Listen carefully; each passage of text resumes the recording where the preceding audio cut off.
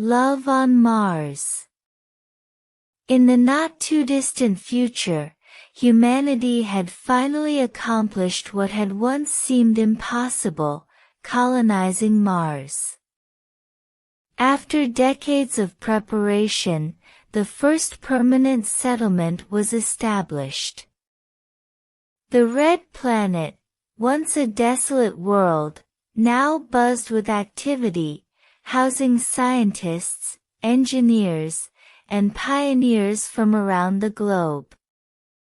Among them was Maya Bennett, an astrobiologist from Earth, who had dreamed of exploring Mars since childhood. Maya had been living in the Martian colony for almost a year. The harsh environment, with its thin atmosphere and constant dust storms, made daily life a challenge.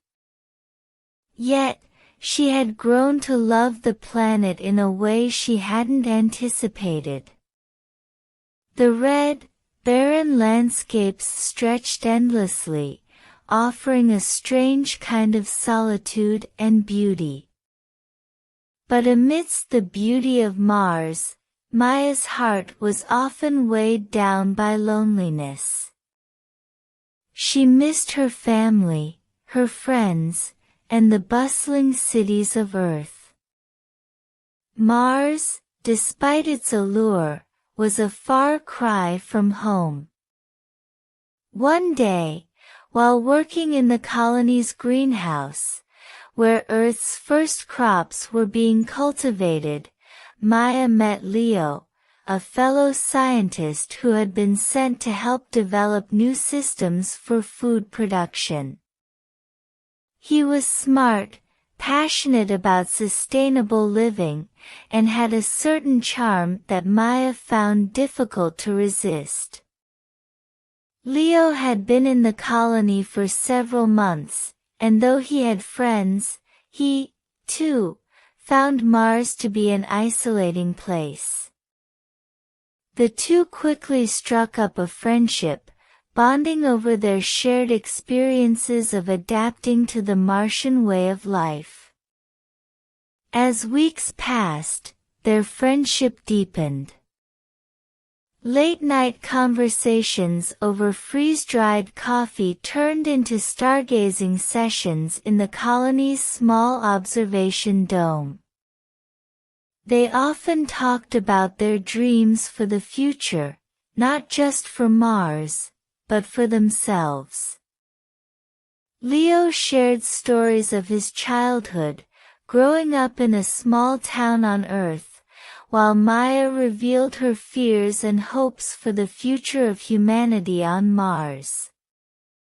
They were both driven by a sense of duty to help make life on Mars sustainable, but there was something more in the way they looked at each other.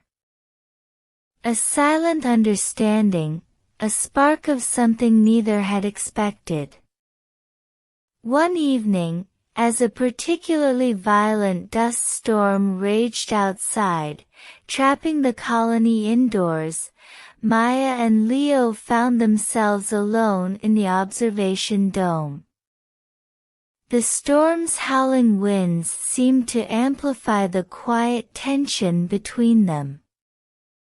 They stood side by side, staring out at the Martian horizon, watching as the storm obscured the view. "You ever think about leaving?" Maya asked, her voice soft, almost lost in the sound of the storm. "Leaving Mars?" Leo replied, turning to her. "Sometimes. It's hard to get used to, this place. But..." He hesitated, looking into her eyes. "Then again, I think about what we're building here. This is history." Maya nodded. "It's more than that, though, isn't it?" Leo reached for her hand, his touch warm against the cold, metal walls of the dome. "Yeah," he said, his voice steady. "It's about finding a future. Together." The storm outside faded into a distant roar as Maya and Leo stood there, the silence between them now filled with something unspoken but undeniable. It wasn't just about the survival of humanity on Mars. It was about the survival of love, even in the most unlikely places. And there, on the barren surface of Mars, they found something worth more than any discovery they could make in a lab or a telescope, a connection that transcended planets, a love that would endure, no matter how far from Earth they were.